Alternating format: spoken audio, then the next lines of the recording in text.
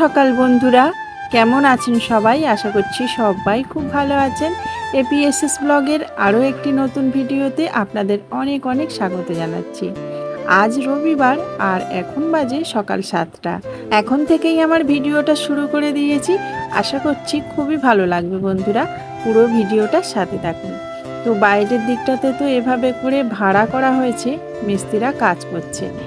তো চলুন, আজকের এই সকাল সকাল আমি কুমড়োর ডাঁটা কাটবো।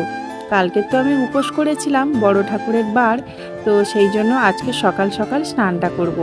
বাসি কাজ কিন্তু অনেক ভোরবেলাতেই আমার করা হয়ে গেছিলো। তো ঘুম ঠিকমতো হচ্ছিল না, সেই জন্য ভাবলাম কাজটা করে নিই সকাল সকাল। তো একদম সেই 5:30টার সময় উঠেছি, উঠে সমস্ত বাসি কাজ হয়ে গেছে। আর এখন স্নান করার আগে তুলতে এসেছি এই যে কুমড়োর ডাঁটাগুলো।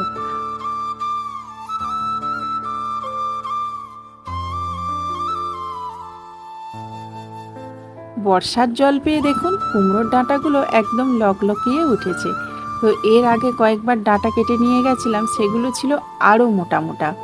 চলুন, আজকে তো রবিবার, আজকের আপনাদের দাদা কিন্তু বাড়িতেই আছে। আর ও না কুমড়োর ডাঁটা খেতে ভীষণ ভালোবাসে। শুধু কুমড়োর ডাঁটা নয়, লাউ ডাঁটা, পুঁইশাক ডাঁটা, যে কোনো ডাঁটা খেতে ভীষণ ভালোবাসে। আর আমি, আমার ছেলেরা সবাই কিন্তু ডাঁটা ভীষণ ভালোবাসি। তো সেই জন্য ভাবলাম আজকে যেহেতু রবিবার আছে, তো আপনাদের দাদাও বাড়িতে আছে, তো কিছুটা ডাঁটা কেটে নিয়ে যাই।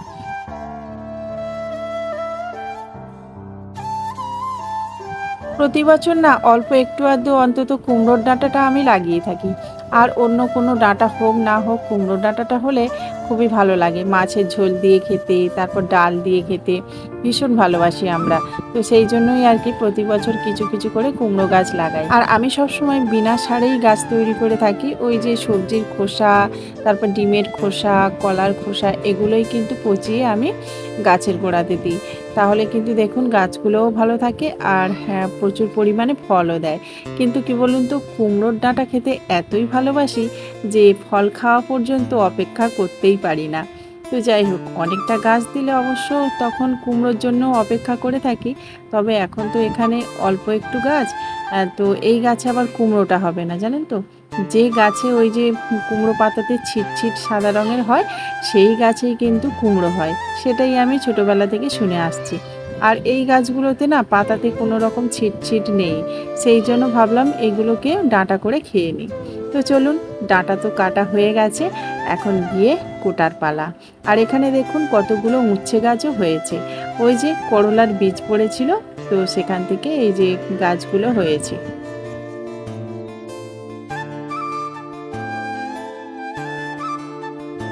আগের দিন যেহেতু উপোস করেছিলাম, সেই জন্য ভাবলাম সকাল সকাল স্নানটা করে নিই। অন্যান্য দিন বাজার থেকে আসার পর কিন্তু স্নান করি, কারণ বাজারে গেলে না একদম কাদাতে ভর্তি হয় শাড়ি কাপড় জামা। তো সেই জন্য বাজার থেকে আসার পর সবসময়ের জন্য স্নান করি।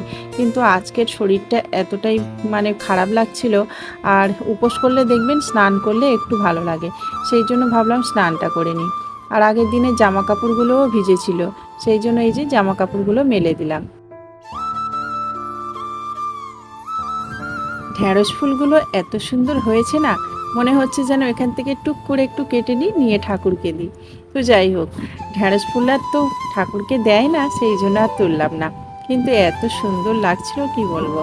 তো শেষমেশ এই যে ঘাস ফুল তুলছি। আসলে এগুলো টাইম ফুলও বলে, তো 9টা 10টা পর্যন্ত এগুলো ভালো থাকে।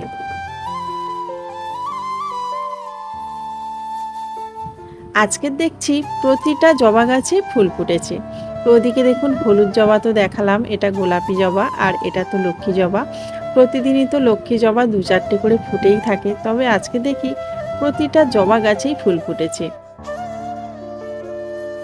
আমার গাছপালা বসানো সার্থক হলো, কারণ এই যে নিজে হাতে ফুল তুলে ঠাকুরকে দিলেই তো তবেই সার্থক হয়, তাই না? আর দেখুন অপরাজিতা ফুল আমার 2 রকম আছে, তো এটা হচ্ছে সাদা, আরও একটা আছে নীল রঙের।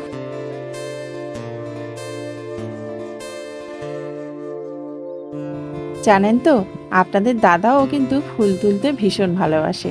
সকাল হলেই তো ছাদে চলে আসে, আর এসেই ফুলগুলো তোলার জন্য ছটফট করে। তো আমি শুধু বলি যে বাসি কাপড়ে ফুল তুলতে নেই, সেই জন্য তোলে না।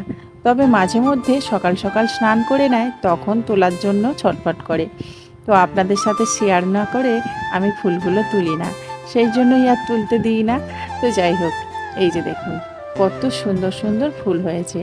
আর কয়েকটা গাছ, এই গাছেই কিন্তু মোটামুটি অনেকটাই ফুল হয়ে যায়। আর এখনও কিন্তু অনেক গাছ ছোটই আছে, তো সে গাছগুলোতে ফুল দেয় না, তবে দিন কত পরে থেকে নিশ্চয়ই ফুল দেবে। কি সুন্দর লাগছে দেখুন ঘাস ফুলগুলো। আর তার সাথে সাথে দেখুন এই ঝুড়ির ফুলগুলো নানা রঙের, বেশ সুন্দর লাগছে বলুন। সকালে রুটি ব্যাপারী এসেছিল, তো আপনাদের দাদা কিনেছিল কয়েকটা রুটি, সেটা আর আপনাদের সাথে শেয়ার করা হয়নি। এখন চাটা বসিয়ে দিয়েছি আর সাথে সাথে রুটিগুলোকে সেঁকে নিচ্ছি। প্রচণ্ড খিদে পেয়ে গেছে, সকাল থেকে একটু আধটু কাজ করেছি আর তারপর স্নান করলে ভীষণ খিদে পেয়ে যায়। আমার তো স্নানের পর প্রচণ্ড খিদে পেয়ে যায়। তো যাই হোক, স্নানটা তো সারা হয়ে গেছে, সেই জন্য দারুণভাবে খিদে পেয়ে গেছে। তো ভাবলাম যে সকালবেলা টিফিনটা করে নিই, আর অন্য কিছু টিফিন বানাতে ইচ্ছা হয়নি, কারণ আগের দিন উপোস ছিলাম, সকালবেলা এতগুলো বাসি কাজ করেছি, তারপরে আর ইচ্ছাই হয়নি। সেই জন্য রুটি কিনেছি আর এই যে রুটি দিয়ে চা।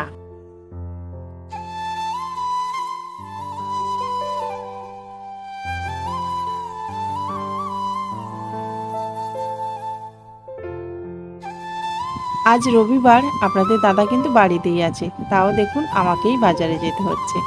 কারণ ওই যে আপনাদের দাদা মিস্ত্রিদের সাথে থাকে, আর মিস্ত্রিদের সাথে থাকলে ওরাও একটু গল্পগুজব করে আর সাথে সাথে খুব ভালোভাবে কাজটাও হয়ে যায়।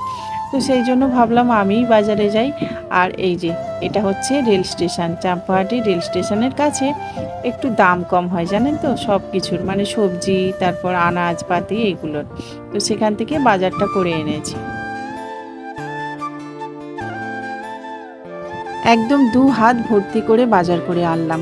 তারপরে এসেই দেখছি ডেলিভারি বয় দাঁড়িয়েই আছে। তো আজকের একটা দারুণ জিনিস নিয়েছি, আর ভীষণ কাজের জিনিস জানেন তো। অনেক দিন হলো ভিডিও তেমনভাবে বানাতেই পারছি না। তো আমার একটা স্ট্যান্ড ছিল, সেই স্ট্যান্ডটা কোনো রকমে দড়ি জড়িয়ে জড়িয়ে ব্যবহার করছি। একদমই ভেঙে গেছেই বললেই চলে। তো সেই স্ট্যান্ডের জন্য একটা জিনিস এনেছি। তো আপনাদের সাথে এটা পরে শেয়ার করব বন্ধুরা। চলুন, এখন রান্না বান্না করব, তো সবজি কাটতে হবে। তো এই দেখুন ডাঁটা কাটছি, আর আপনাদের দাদাও কিছুটা ডাঁটা কেটেছে। বাচ্চারা সবাই মাংস খেতে চাইছিল, আর আপনাদের দাদাও বলছিল যে মাংস খাবো। সেই জন্য এই যে মাটন নিয়ে চলে এলাম। আর এসেই আমি আগে দেখুন মাখিয়ে রেখে দেব, কারণ এই মাংসটা যতক্ষণ মাখানো হবে না ততক্ষণ ধরে আমি মানে অন্যান্য কাজগুলো সারবো, মানে ওই ডাঁটার তরকারিটা করে রাখবো। তারপর এটা একটু ম্যারিনেট করে রাখলে এর টেস্ট কিন্তু খুব সুন্দর হয়। আজকের ডাঁটাটা সর্ষে বাটা দিয়ে করব। সেই জন্য কালো জিরে ফোড়ন দিয়ে আর পেঁয়াজ কুচি লঙ্কা কুচি দিয়ে একটু ভেজে নিয়ে তারপর ডাঁটাটাকে দিয়ে দিয়েছি। আর এখানে আমি হলুদ, তারপর একটু গুঁড়ো লঙ্কা দিয়ে ভালো করে কষিয়ে নেব। আর এখন লবণ দেবো না, কারণ লবণ দিলে না ডাঁটাটাকে ঠিক মতো ভাজা যাবে না। তারপরে একটু লবণ দিয়ে আর জল দিয়ে দেব, আর শেষে দিয়ে দেব একটু সর্ষে বাটা, তাহলেই হয়ে যাবে ডাঁটা সর্ষে বাটা। তো এটা খেতে না ভীষণ ভালোবাসে আপনাদের দাদা, সেই জন্য ভাবলাম আজকের এই রান্না করে ফেলি। একই রান্না কিন্তু অনেকে অনেক রকমভাবেই করে। যেমন ধরুন আমি যেভাবে রান্না করি সেরকমভাবে হয়তো আপনাদের পছন্দ হবে না, আর আপনারা যেরকমভাবে রান্না করেন সেরকম হয়তো আমারও পছন্দ হবে না। আসলে রান্না বান্না বা খাওয়ার রুচিটা হচ্ছে সম্পূর্ণ একান্ত। তো যাই হোক, এদিকে দেখুন মশলাগুলোকে কষিয়ে নিচ্ছি মাংসের তরকারি করার জন্য। আর আজকে দেখতে পেয়েছেন মাংসের উপরে কিছু কাঁঠালের ডোক আছে, মানে কাঁঠাল পাতা আর কাঁঠালের ডোক। শুনেছি এগুলো দিলে নাকি খুব তাড়াতাড়ি মাংসটা সিদ্ধ হয়ে যায়। তো আমার কাছে কচি পেঁপে নেই আর কচি সুপারিও নেই, এগুলো ছাড়া এই পাতাটা দিলে নাকি খুব সুন্দর হয়। তো সেই জন্য ঘরের কাছেই আছে কাঁঠাল গাছ, আর সেই পাতা আমি দিয়ে দিয়েছি। আর জানেন তো খুব সুন্দরভাবে সিদ্ধও হয়ে গেছিলো। তো যাই হোক, এভাবে ঢাকনা দিয়ে দিয়ে কষিয়ে নিয়েছি, আর তারপরে জল দিয়ে দিয়েছিলাম। আমাদের জীবনে অনেক কিছুই চেঞ্জ হয়ে থাকে তাই না? তো জীবনে চলার পথে দেখবেন বহু জিনিস আমরা নিজেরাই চেঞ্জ করে ফেলি। তো আমি আগে একদমই মাটনই খেতাম না, এখন আবার মাটন ছাড়া ভালোই লাগে না। মুরগির মাংস যেন এখন খেতেই ইচ্ছা হয় না। তবে কি বলুন তো, এই যে মাটনের এত দাম, তো সেই জন্য আবার খেতেও পারি না সব সময়। কিন্তু আজকে রবিবার যেহেতু আপনাদের দাদাও আছে, সবাই আছে, সেই জন্যই আর কি একটু আনা। ছোটবেলাতে আমাকে সবাই কাদার তাল বলতো, যেখানে বসিয়ে দিত সেখানেই বসে থাকতাম, এই রকম নাকি ছিলাম আমি। তো যে মেয়েটা একদম আলু ভাতের মতো কোনো কাজই করতেই পারতো না, সেই মেয়েটা আজকে দেখুন সংসারের সমস্ত কাজ, তারপরে এই যে কোদাল চালিয়ে নিজে গাছ বসানো, ঘরে বাইরে সমস্ত দিকটা একা হাতে সামলানো, সব কিছু শিখে গেছে। তো সময়ের সঙ্গে সঙ্গে সত্যি সব কিছু পরিবর্তন হয়ে যায়, আর নিজে চাইলে কিন্তু অনেক কিছুই করা যায়, তাই না? তো যাই হোক, এই দেখুন এখানে হচ্ছে বালিগুলো জড়ো করে রেখেছিল। ছাদের মধ্যে এরকম বালি রাখলে না জল শোক করছে, ছাদটাই নষ্ট হয়ে যাবে। তো সেই জন্য এই যে বালিগুলোকে আমি আর আপনাদের দাদা মিলে সরিয়ে দিয়েছি। আর কিছু টনচিপ ছিল সেগুলো সরিয়েছি। বিকাল ধরে এই সব কাজগুলো অনেকক্ষণ সময় ধরে করেছি। সংসারটা কিন্তু একা একা করা যায় না, স্বামী স্ত্রী দুজনেরই ভূমিকা অসীম। তো স্বামী স্ত্রী দুজনে মিলে যখন সংসার করা হয় তখন কিন্তু দেখবেন সংসারটা অনেকটাই সুখের হয়ে যায়। আর যে কোনো কাজে দেখবেন একে অপরকে যদি সাহায্য করা যায় তাহলে কিন্তু সেই কাজটা অনেকটাই হালকা হয়ে যায়। তো আমি এই তো গাছপালা ভীষণ ভালোবাসি, তো এই গাছপালা করার জন্যও কিন্তু আপনাদের দাদা আমাকে হেল্প করে। তো মাটি এনে দেওয়া, তারপরে এই টবগুলোকে উপরে তোলা বা সরানো, এগুলো কিন্তু অনেকটাই হেল্প করে। আর আমি যে এই ইউটিউবে এসেছি সেটা কিন্তু আপনাদের দাদার সাপোর্টের জন্য। সাপোর্ট না করলে আমি এই জায়গাতে আসতে পারতাম না, আর আপনাদের সাথে কথা বলারও সুযোগ পেতাম না। তো যাই হোক বন্ধুরা, এই যে এখন গাছপালাগুলো বসাচ্ছি।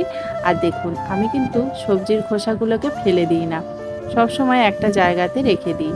সেগুলো দিয়েই এখন মাটি তৈরি করলাম আর গাছগুলোকে বসিয়ে নিয়েছি। তো বন্ধুরা, আজকের ভিডিওটা এই পর্যন্তই রাখছি।